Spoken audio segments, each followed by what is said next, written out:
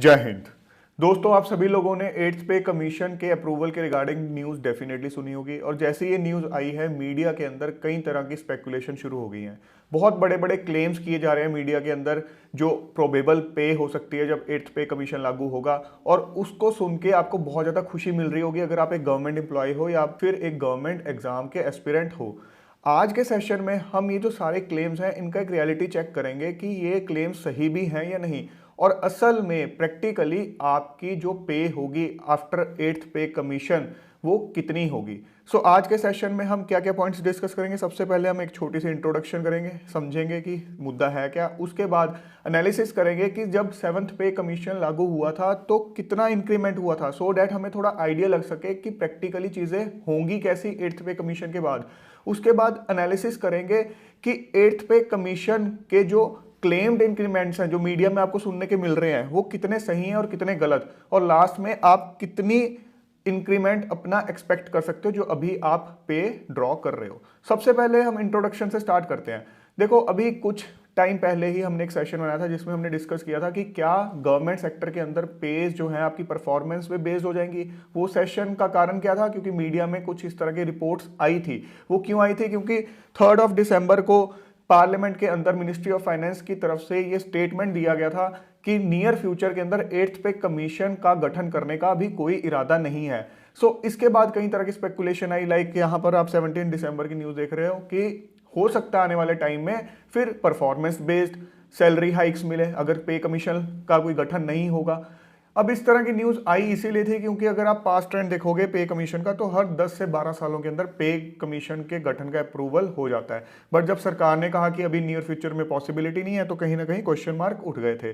But ये 6 जनवरी के आप न्यूज़ देखोगे, इसमें बताया गया जो प्री बजट कंसल्टेशन होती है वहां पर ट्रेड यूनियंस ने फाइनेंस मिनिस्टर को कहा कि एट्थ पे कमीशन का गठन जल्द से जल्द किया जाए, और फाइनली 16 जनवरी को अनाउंस कर दिया गया कि एट्थ पे कमीशन के गठन के लिए सरकार ने अप्रूवल दे दिया है।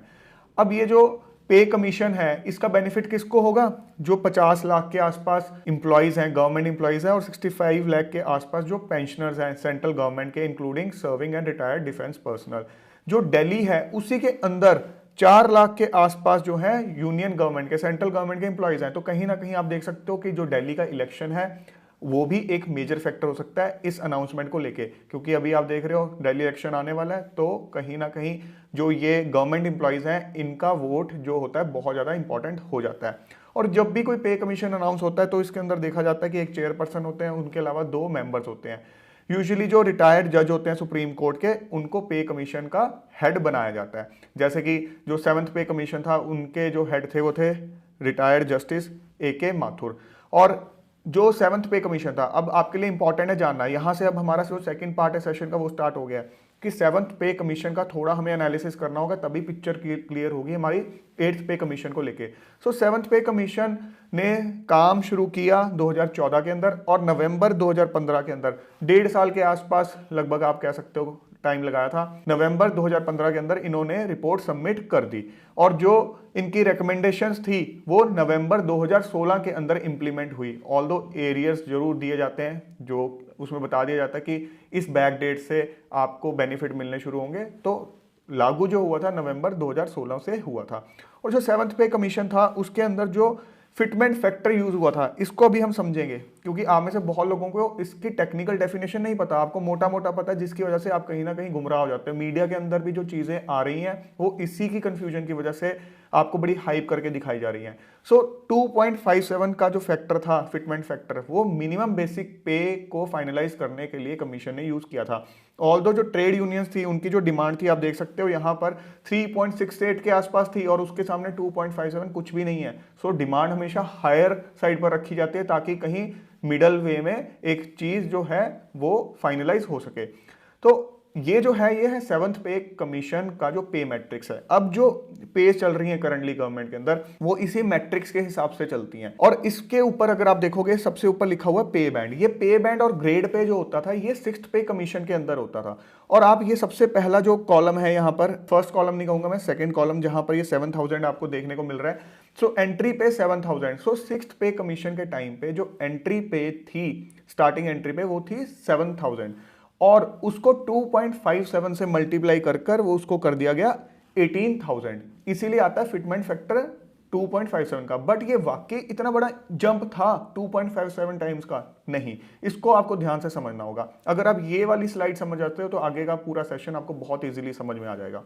देखो, minimum basic salary by sixth pay commission जो उन्होंने उस टाइम पे रेकमेंड की थी जब starting of sixth pay commission, वो थी 7,000 रुपीज, सबसे जो छोटी सरकारी नौकरी कर रहा होगा। अब जो डियरनेस अलाउंस होता है वो क्या होता है, महंगाई के साथ साथ हर तकरीबन 6 महीने के बाद सरकार एक डीए बढ़ाती है। आपने न्यूज में सुना होगा डीए इतना % हो गया, वो होता है महंगाई के हिसाब से बढ़ता चला जाता है। तो डीए जो होता है वो आपकी बेसिक सैलरी के ऊपर होता है, ओवर एंड अबव। सो अगर मान लो सरकार कहती है कि 5% डीए बढ़ गया, तो 7,000 के बाद आपके 5% ऑफ 7,000 और उसके अंदर ऐड हो जाएंगे, मतलब 350 रुपए आपके ऐड हो गए।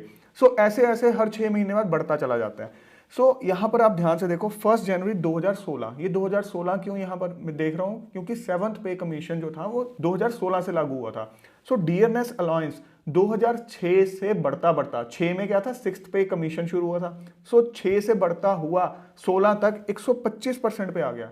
मतलब उस टाइम पर जो बेसिक पे थी वो कितनी थी, 7,000 प्लस 125% ऑफ 7,000। सो मैं कह सकता हूं जो मल्टीप्लिकेशन फैक्टर है उस टाइम मुझे अगर बेसिक पे निकालनी है वो कितना है, 2.25, क्योंकि 1 प्लस 1.25, 1.25 किसके लिए, 125% के लिए।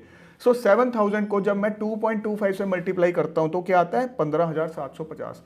मतलब 1 जनवरी 2016 को जो मिनिमम बेसिक पे थी, ठीक है, वो 7,000 नहीं थी, आप कंफ्यूज मत हो, वो थी 15,750। जो अब सेवंथ पे कमीशन के हिसाब से कुछ भी इंक्रीमेंट होना था वो 15,750 के ऊपर होना था। अब सेवंथ पे कमीशन ने जो बेसिक पे थी, मिनिमम बेसिक पे, सबसे छोटी नौकरी की, वो कितनी कर दी, 18,000। अब लोग जो है बाहर से न्यूज सुनते हैं बड़े खुश होते हैं, यार क्या जंप है, 7,000 से सीधा 18,000। बट अब आप ध्यान से देखो, पहली बात जो 18,000 है वो 2.57 टाइम्स है किसके, 7,000 के, जो पिछले पे कमीशन की बेसिक सैलरी थी। तो वो तो हो गया आपका, उसको बोलते हैं फिटमेंट फैक्टर। फिटमेंट फैक्टर क्या हुआ कि भाई जब पे कमीशन ने सैलरीज डिफाइन की किसी भी एक पर्टिकुलर जॉब के लिए, तो पिछले पे कमीशन के स्टार्टिंग में जितनी सैलरी थी और अब जब ये पे कमीशन के स्टार्ट हो रहा है आपका जो एक सैलरी का लेवल है, तो ये क्या रेशो है, ठीक है। तो यहां पर 18,000 को 7,000 से डिवाइड करोगे 2.57 आ जाएगा। बट एग्जैक्टली 2.57 का इंक्रीमेंट नहीं है, क्यों, क्योंकि ऑलरेडी उस दिन बंदा जो है 15,750 कमा रहा था डीए बढ़ने के कारण। तो इफेक्टिव इंक्रीमेंट कितना हुआ, 18,000 माइनस 15,750, तो वो क्या आया आपका, सिर्फ 2,250 रुपए। सो पे कमीशन लागू होने के बाद बेसिक सैलरी के अंदर जो इंक्रीमेंट है वो 11,000 रुपए नहीं था, सिर्फ 2,250 रुपए था।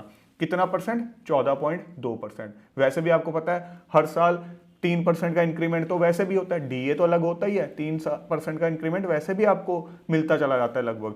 तो ये इफेक्टिव इंक्रीमेंट 14.2% का आया था। अब आपको एक चीज यहां पर ध्यान से देखनी है, ये जो नीचे टेबल है, ये जब भी कोई पे कमीशन आया है उस टाइम पर जो मिनिमम पे थी, ध्यान से, जो मिनिमम पे थी उस टाइम पर जब भी कोई नया पे कमीशन लागू हुआ, और जो मैं मिनिमम पे की बात कर रहा हूं उसमें मैं डीए को इंक्लूड कर रहा हूं, बेसिक पे प्लस डीए, उसके ऊपर उसने कितना इंक्रीज करवाया, क्योंकि हमें तो इसी से मतलब है, हमें ये थोड़ी ना देखना आज से 10 साल पहले कितनी थी और उससे कितना इंक्रीज हुआ, आज मैं कितनी सैलरी ले रहा हूं उसके ऊपर अब इस पे कमीशन से मुझे कितना % फायदा होगा। सो सेकंड पे कमीशन जब आया तो उस टाइम पर ये इंक्रीमेंट था 14.2%, समझ गए आप।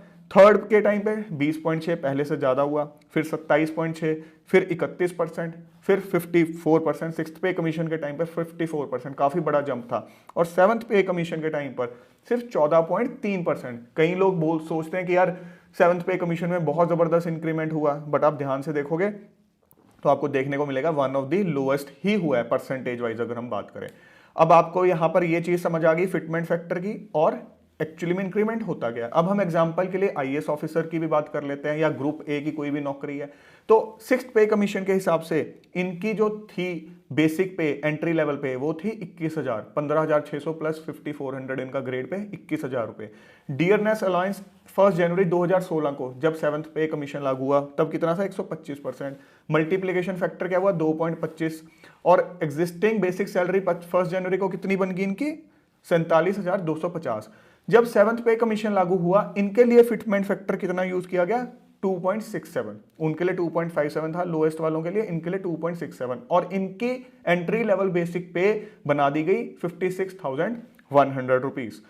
तो इफेक्टिव इंक्रीमेंट कितना हुआ? सिर्फ 8,850 रुपए का, जो कि 18.7% बन रहा है यहां पर। ऐसे ही secretary to government of India की बात कर लें, वो 80,000 था, उसके अंदर भी 2.25 से आप मल्टीप्लाई करोगे तो वो बनेगा 180। 1 जनवरी 2016 को एक secretary to government of India rank का ऑफिसर 1,80,000 रुपए बेसिक सैलरी ले रहा था। 7th पे कमीशन के बाद उसकी सैलरी हो गई 2,25,000। फिटमेंट फैक्टर सबसे बड़ा, क्योंकि आपको पता है मिनिस्ट्रीज के अंदर सीनियर मोस्ट पोजीशंस पे लोग बैठे हैं, तो जितने बड़े रैंक पर कोई बैठा है वो अपने हिसाब से डेफिनेटली चीज़ें तो उनके फेवर में होंगी और एक हिरार्की नाम की चीज़ तो है ही है। जबकि आप देखोगे ग्राउंड पर भी सबसे ज़्यादा जो काम करना पड़ता है वो लोएस्ट लेवल के एक जो कर्मचारी है उसको करना पड़ता है, बट फिटमेंट फैक्टर सबसे ज़्यादा हाईएस्ट रैंक पे, और इनका जो इफेक्टिव इंक्रीमेंट था वो 45,000 का, जो कि नियरली 25%, सबसे ज़्यादा इंक्रीमेंट यहाँ पर आपको देखने को मिल रहा है। अब मेरे ख्याल से आपको ये चीज़ समझ में आ गई है कि 7th पे कमीशन में एक्चुअली हुआ क्या था। अब हमने जब 7th पे कमीशन डिस्कस कर लिया, अब हम आते हैं एक्चुअली में 8th पे कमीशन, जो अभी एक मुद्दा है। अगर आप कुछ मीडिया रिपोर्ट्स की बात करोगे तो वहां पर आपको इस तरह की चीजें देखने को मिलेगी कि भाई 7th पे कमीशन के अंदर 2.57 का फिटमेंट फैक्टर था, अब हो सकता है 8th पे कमीशन के अंदर 2.5 से लेकर 2.8 तक का एक्सपेक्टेड है। तो जो आपकी मिनिमम सैलरी है वो 40 से 45,000 रुपए महीना हो जाएगी। अब ये चीज़ें सुन के डेफिनेटली लोगों को बहुत ज़्यादा खुशी हो रही है कि एंट्री लेवल पर ही इतनी हो जाएगी, तो ऊपर वाले लेवल पर तो पता नहीं क्या ही हो जाएगा। ऐसी कुछ और रिपोर्ट्स भी यहाँ पे आपको देखने को मिल रही हैं, जहाँ कहा गया कि 186% से बढ़ सकती है, नियरली 51-52,000 तक सैलरी हो जाएगी। फिटमेंट फैक्टर जो है आपका 2.86 तक का हो सकता है। अब हम इस चीज़ों का रियलिटी चेक एक बार देखते हैं यहाँ पर कि एक्चुअली में पॉसिबल भी है या नहीं। देखो, मैं आज की डेट की अगर बात करूं तो करंटली सेंट्रल गवर्नमेंट में जो डीए है वो है 53%। ये हर 6 महीने का तकरीबन बढ़ता है, और ये कब लागू हुआ था? 1 जुलाई 2024 को। मतलब अब दोबारा से कुछ टाइम के बाद ये बढ़ेगा। तो अगर हम पिछला कुछ ट्रेंड देखें, हर 6 महीने में 3-4% ये बढ़ रहा है। मैं ये सोचता हूं कि 2026 के अंदर अगर 8th पे कमीशन लागू होना है तो एक्सपेक्टेड डीए 1 जनवरी 2026 को कितना होगा? लगभग 63%, क्योंकि 1 जनवरी को आप लगा लो 57%, 56% के आसपास होगा। मैं कह देता हूँ 1 जुलाई 2025 को ये पहुंच जाएगा कहीं 60% के आसपास, और 1 जनवरी 2026 को ये कहीं 63 के आसपास। हम एक रफ चीज मान के चल रहे हैं। तो ऑलरेडी ध्यान से कि जब 7th पे कमीशन लागू हुआ था 2016 के अंदर, जब आपकी बेसिक पे, मिनिमम बेसिक पे 18,000 थी, सबसे लोएस्ट लेवल पे जो कर्मचारी काम कर रहा है, वहां से अब तक ऑलरेडी डीए की वजह से 1.63% का फैक्टर का इंक्रीमेंट हो चुका है। मतलब जो भी फिटमेंट फैक्टर होगा वो इसके बाद ही आप जो है उसको देखोगे एक्चुअली में हुआ कितना इंक्रीमेंट। 1.63 का ऑलरेडी चल रहा है आज की डेट में, 1 जनवरी की बात कर रहा हूं मैं, जब ये एक्चुअली लागू होगा। तो इस टेबल को अब आप ध्यान से देखो, यहां पर लेफ्ट साइड पे फर्स्ट कॉलम के अंदर मैंने लिखा हुआ है पे स्केल की भाई एक हम बात करेंगे मिनिमम पे स्केल की एंट्री लेवल पे, फिर आईएएस ऑफिसर जो एक ग्रुप ए होता है, उसके बाद secretary to government of India. ठीक है, वैसे हाईएस्ट सबसे ज्यादा कैबिनेट सेक्रेटरी की होती है, बट जो secretary to government of India वो जो एक हाईएस्ट हम वैसे मान के चलते हैं, क्योंकि कैबिनेट सेक्रेटरी तो एक ही है। तो उसके बाद एग्जिस्टिंग बेसिक पे, सेकंड कॉलम की हम बात कर रहे हैं, एग्जिस्टिंग बेसिक पे एज ऑन 1 जनवरी 2026 की अप्रोक्सीमेटली 63% डीए के साथ कितनी होगी? तो मिनिमम जो एंट्री लेवल जॉब है उनकी क्या होगी यहाँ पर? 29,340। एक आईएएस ऑफिसर की एंट्री लेवल की क्या होगी? 91,443। ऐसे ही secretary to government of India की होगी 3,66,750। अब मैं मान के चलता हूं जो मीडिया रिपोर्ट्स कह रहे हैं भाई 2.5 से लेकर 2.8 तक का, मैं उनका मिनिमम मान के चल लेता हूं। मैं 2.8 पे भी नहीं जा रहा हूं, मैं मिनिमम मान के चल रहा हूं कि फिटमेंट फैक्टर मान लो 2.5 का ले लेते हैं। अगर 2.5 का फिटमेंट फैक्टर हुआ तो ये 2.5 किसके गुना होगा? ये गुना होगा 18,000 के पिछले पे कमीशन की बेसिक पे। तो उसका आप 2.5% जब निकालोगे तो वो आएगा 45,000। ठीक है, तो इनके हिसाब से 45,000 इनकी हो जानी चाहिए, आईएएस ऑफिसर की हो जानी चाहिए एंट्री लेवल पे 1,40,250, सेक्रेटरी की हो जानी चाहिए 5,62,500 रुपए। तो नेट इंक्रीज अगर आप देखोगे यहां पर 15,000, 18,000, यहां नियरली 1,95,000। तो टोटल जो आप परसेंटेज वाइज देखोगे 53.4%। मतलब अगर 2.5 का भी फिटमेंट फैक्टर हुआ तो इंक्रीमेंट कितना आ रहा है 53.4%। अब एक बार आप पास्ट दोबारा वो टेबल देख लो, ट्रैक रिकॉर्ड रहा क्या है, कितना कितना परसेंट आया जो चेंज आया मिनिमम बेसिक पे के अंदर, 14, 20, 27, 31, 54 और फिर 14। क्या आपको लगता है कि 53.4% का इंक्रीमेंट आपको सरकार सडनली दे देगी सारी चीजों को ध्यान में रखते हुए? प्रैक्टिकल बात करो, मैं ये नहीं कह रहा 14 का रहेगा या कुछ रहेगा, हम एक रियलिस्टिक चीज की बात कर रहे हैं कि हिस्टोरिकली जो सिक्स्थ पे कमीशन में आपको एक जंप दिखा था, क्या हिस्टोरिकली एक सबसे बड़ा अब दोबारा दिखने वाला है? मुझे इस चीज के चांसेस बहुत कम लगते हैं, keeping all the things in mind, सारी इन्फ्लेशन फैक्टर सारा कुछ, इस चीज के चांसेस बहुत कम लगते हैं, ये प्रैक्टिकली चीज सही नहीं है। एक और चीज यहां आपको ऑब्जर्व करनी जरूरी है, पिछली बार जब पे कमीशन लागू हुआ आपने देखा डीए 125% तक पहुंच चुका था और इस बार एक्सपेक्टेड है उसका नियरली हाफ। तो आप देख रहे हो डीए के इंक्रीमेंट की स्पीड भी नियरली हाफ रही है, तो बेस का चेंज होना बहुत फर्क डालता है। तो एक तरह से आप देख सकते हो आपको पे कमीशन के बाद एक जंप तो डेफिनेटली मिल जाता है, उसके बाद एक्चुअली में डीए कितना बढ़ाया जाता है वो भी अपने आप में एक बहुत बड़ा फैक्टर है। मान लो आपको जंप तो दे दिया बहुत बड़ा, उसके बाद डीए बढ़ाने की स्पीड हो गई बहुत स्लो, तो कहानी कहीं ना कहीं घूम फिर के वहीं आ जाती है। तो ये लॉन्ग टर्म प्लानिंग है, आप एक बार खुश हो जाते हो, आप ये नहीं देखते डीए का पैटर्न कैसा रहा। अब आप देख रहे हो नियरली हाफ पे खड़ा हुआ है, तो आप रियलिस्टिकली चीजों को देखना शुरू करोगे तो आपको चीजें समझ में आएंगी। अब अगर 2.5 नहीं तो मैं सीधा 2 का फिटमेंट फैक्टर देखता हूं कि अगर 2 का फिटमेंट फैक्टर होगा तो क्या होगा। 1.63 का तो ऑलरेडी चल रहा होगा उस टाइम पे, 2 का अगर फिटमेंट फैक्टर होगा तो क्या होगा।